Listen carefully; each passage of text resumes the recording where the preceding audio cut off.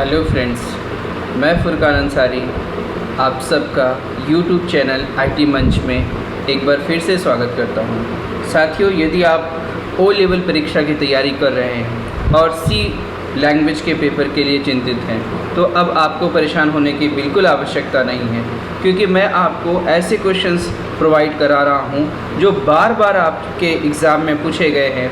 इन questions का मैं solution उनके डिस्क्रिप्शन के साथ आपको प्रोवाइड कराने वाला हूं। तो आइए इस वीडियो में हम सबसे पहले शुरू करते हैं कि यहाँ पर हम उन क्वेश्चन का डिस्कशन करने जा रहे हैं जो आपके प्रीवियस ईयर के पार्ट वन में पूछे गए हैं, और उनका टाइप है fill in the blanks type का क्वेश्चन है। ये आपके क्वेश्चन पेपर में चौथा नंबर का क्वेश्चन होता है। इसमें 10 क्वेश्चन आपके होते हैं। जी हाँ, इस वीडियो में हम 10 क्वेश्चंस के बारे में डिस्कशन करने जा रहे हैं। साथियों, आपसे निवेदन है कि यदि आपने मेरा चैनल अभी तक सब्सक्राइब नहीं किया है तो ज़रूर से सब्सक्राइब करें और बेल आइकन पर प्रेस करें ताकि आपको नोटिफिकेशन मिलता रहे।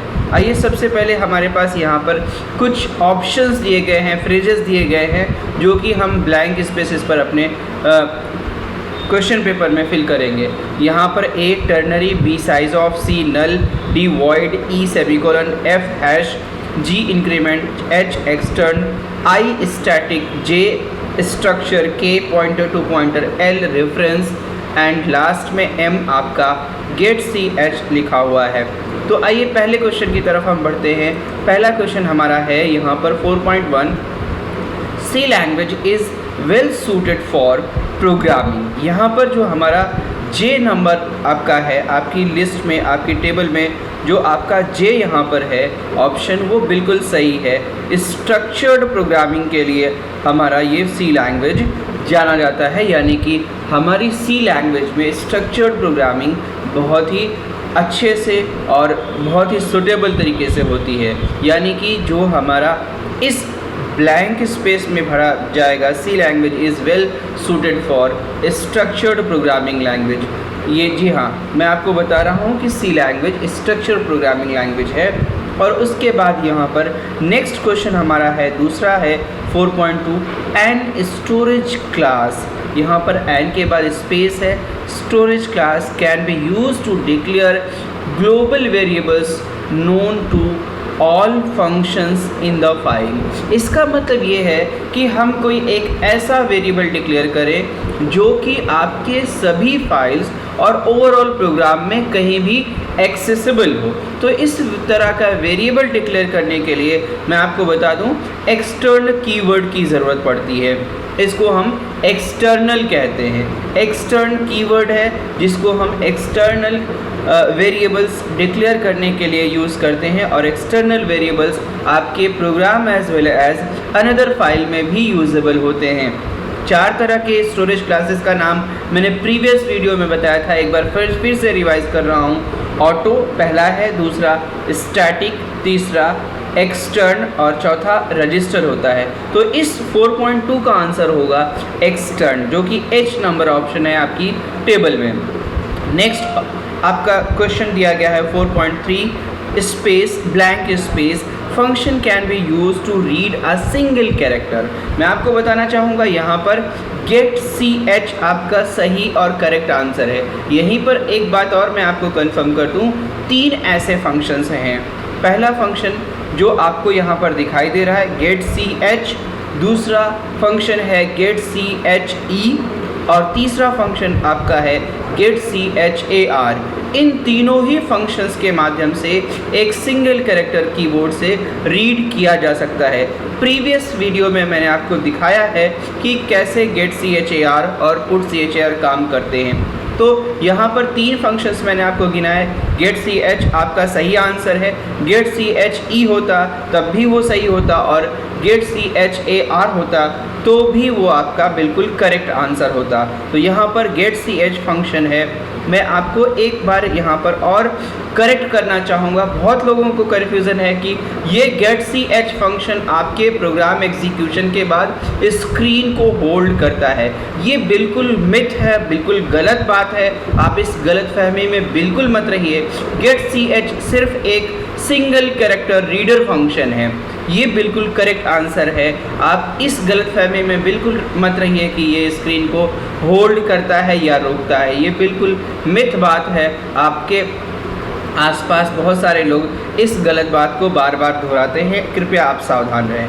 नेक्स्ट क्वेश्चन में आपने यहाँ पर देखा 4.4 में द ऑपरेटर प्लस प्लस, जब दो बार आप प्लस प्लस ऑपरेटर लिखते हैं तो ये आपका सी लैंग्वेज में एक इंक्रीमेंट ऑपरेटर के नाम से जाना जाता है। ये यूनरी ऑपरेटर की कैटेगरी में इंक्रीमेंट ऑपरेटर होता है। इसके दो टाइप होते हैं, प्री इंक्रीमेंट और पोस्ट इंक्रीमेंट।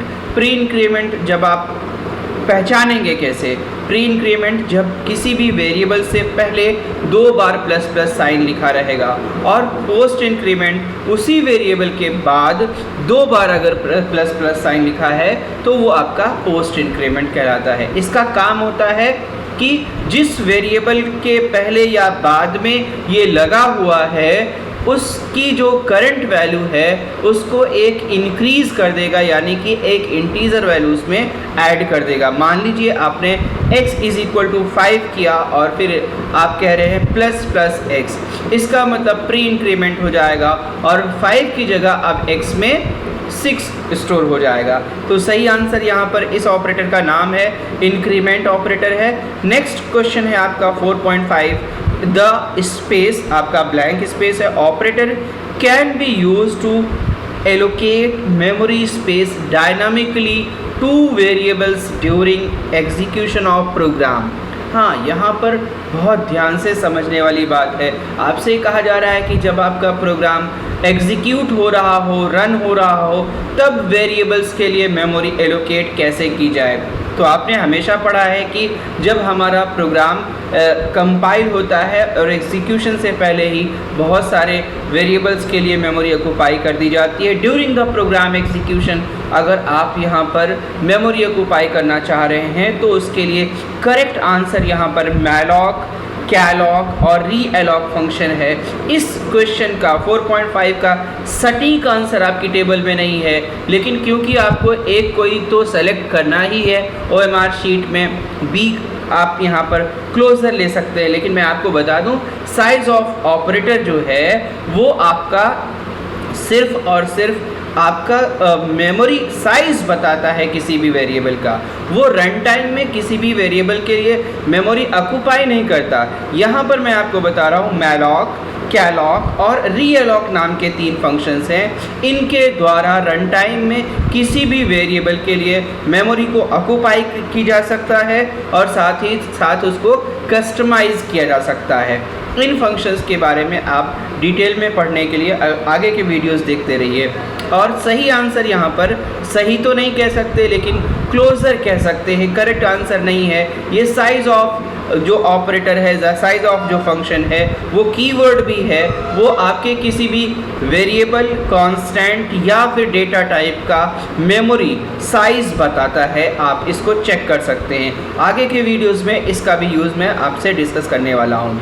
नेक्स्ट यहाँ पर 4.6 आपने लिखा है a space variable points to another pointer. इसका क्या मतलब हुआ है? यहाँ पर आपने पिछले वीडियो में देखा कि पॉइंटर की डेफिनेशन के बारे में। पॉइंटर एक ऐसा वेरिएबल है जो किसी ऑर्डिनरी वेरिएबल को के मेमोरी एड्रेस को स्टोर करता है, यानी कि उसको पॉइंट करता है। अब अगर हमें यहाँ पर किसी पॉइंटर को ही इंडिकेट करना है, यानी कि पॉइंटर वेरिएबल का एड्रेस, क्योंकि पॉइंटर का भी तो एड्रेस होगा, तो अगर आप पॉइंटर वेरिएबल का एड्रेस स्टोर करना चाहते हैं तब आपको किस टाइप का वेरिएबल चाहिए होगा, किस तरह के वेरिएबल की आवश्यकता होगी। अगर किसी पॉइंटर वेरिएबल का एड्रेस आप स्टोर करना चाहते हैं तो उसके लिए पॉइंटर टू पॉइंटर वेरिएबल की आवश्यकता होगी। इसी प्रकार से अगर आप पॉइंटर टू पॉइंटर वेरिएबल की मेमोरी एड्रेस को स्टोर करना चाहते हैं तब आपको ये 3 बार डिक्लेयर करना होगा, 3 बार इस तरह से कहना होगा, पॉइंटर टू पॉइंटर वेरिएबल की आवश्यकता होगी। यानी कि जितने स्टेप आप आगे बढ़ना चाहें बढ़ सकते हैं, लेकिन व्यवहारिक हम सिर्फ पॉइंटर टू पॉइंटर तक ही यूज़ करते हैं। अगला क्वेश्चन इस सेशन में है हमारा 4.7 a function with no return type is declared as, यानी कि हमारा कोई फंक्शन, जितने भी फंक्शंस होते हैं वो चाहे लाइब्रेरी फंक्शन हो चाहे यूज़र डिफाइंड फंक्शन होता है, आफ्टर एग्जीक्यूशन कोई ना कोई वैल्यू रिटर्न करते हैं, चाहे वो इंटीजर टाइप की वैल्यू हो, फ्लोट टाइप की, स्ट्रक्चर टाइप का, एरे टाइप का, स्ट्रिंग टाइप का। यदि कोई वैल्यू ना रिटर्न करना हो तब उसके लिए हमारा रिटर्न टाइप वॉइड होता है। वॉइड एक कीवर्ड है जिसकी वैल्यू नल होती है, यानी कि कोई फंक्शन जो वॉइड रिटर्न टाइप के साथ आता है वो नल वैल्यू यानी कि नथिंग रिटर्न करता है, कुछ नहीं रिटर्न करता है। यही आपसे क्वेश्चन में पूछा गया है, a function with no return type is declared as, यानी कि जो फंक्शन कुछ ना रिटर्न करने वाला हो उसका रिटर्न टाइप क्या होगा, तो आपका यहाँ पर वॉइड है। अगला क्वेश्चन आपका है 4.8, a function prototype is always terminated by. Prototype का मतलब डिक्लेरेशन भी होता है। फंक्शन डिक्लेरेशन एक ऐसा स्टेटमेंट होता है जब यूज़र डिफाइंड फंक्शन आप बनाते हैं तब इसकी आवश्यकता होती है, और इसका काम ये होता है कि आपके कंपाइलर को इन्फॉर्म करना फंक्शन का नाम, उसका पैरामीटर और साथ ही साथ उसका रिटर्न टाइप। इन सभी बिंदुओं के बारे में आप कंपाइलर को पहले इन्फॉर्म करते हैं, इसी लाइन को आप सेमी कोलन से टर्मिनेट करते हैं और यही आपका फंक्शन का प्रोटोटाइप या फिर डिक्लेरेशन कहलाता है। ये आपका फंक्शन का प्रोटोटाइप फंक्शन के डेफिनेशन और उसकी कॉलिंग से पहले होना चाहिए। यदि आप ऐसा नहीं करते हैं तो फिर आपका कंपाइलर एरर जनरेट करता है। मैं आपको एक बार फिर से बता दूं, फंक्शन प्रोटोटाइप का मतलब है कंपाइलर को इन्फॉर्म करना कि फंक्शन, यूज़र डिफाइंड फंक्शन का नाम क्या है, साथ ही साथ वो कितने आर्ग्यूमेंट्स एक्सेप्ट करेगा, किस प्रकार के होंगे और उसका रिटर्न टाइप क्या है। लास्ट में उसके सेमी कोलन होना आवश्यक है। इसके तुरंत बाद अगला क्वेश्चन 4.9 है, when a structure is passed to a function then it should be passed by. किसी भी स्ट्रक्चर को अगर हम फंक्शन में पास करते हैं तो वो आपका पास बाय वैल्यू नहीं हो सकता है बल्कि पास बाय रेफरेंस। फंक्शन में दो तरह की हम कॉलिंग कर सकते हैं, एक कॉल बाय वैल्यू और दूसरा कॉल बाय रेफरेंस। तो फंक्शन में जब हम स्ट्रक्चर पास कर रहे होंगे तो कॉल बाय रेफरेंस या पास बाय रेफरेंस भी उसी को कहते हैं, उसे हमें यूज़ करना होगा। और लास्ट में 4.10 अंतिम क्वेश्चन है इस सेशन का, कंडीशनल ऑपरेटर इज़ अ। यहाँ पर आपको मैं बताना चाहूँगा और प्रीवियस वीडियो में भी बताया है कि कंडीशनल ऑपरेटर एक ऐसा ऑपरेटर है जो कि टर्नरी ऑपरेटर है। साथ ही साथ एक इसी से रिलेटेड क्वेश्चन और बताना चाहूँगा, आपसे एग्जाम में पूछा जाता है कि conditional operator is an alternative of. तो आपका वहाँ पर फिल इन द ब्लैंक्स में एक ऑप्शन होगा इफ़ एल्स। हाँ, मैं सही कह रहा हूँ आपसे, कंडीशनल ऑपरेटर आपके conditional control statement if else का अल्टरनेटिव भी है। तो ध्यान रखें, इस बात को भी हो सकता है आपके एग्ज़ाम में पूछा जाए। और इस 10 क्वेश्चन को आप अच्छे से रिवाइज कर लीजिए। मैं आप उम्मीद करता हूं कि ये सब कुछ आपको बहुत अच्छे से समझ आया होगा। और साथियों, यदि अभी तक आपने मेरे चैनल को सब्सक्राइब नहीं किया है तो ज़रूर से सब्सक्राइब करें, बेल आइकन पर प्रेस करें ताकि नेक्स्ट आपका वीडियो का नोटिफिकेशन मिल जाए, और इसे लाइक और शेयर ज़रूर से कर दें। मैं अगले वीडियो में ऐसे ही कुछ इम्पॉर्टेंट क्वेश्चंस के साथ आपसे फिर से मिलूँगा। धन्यवाद।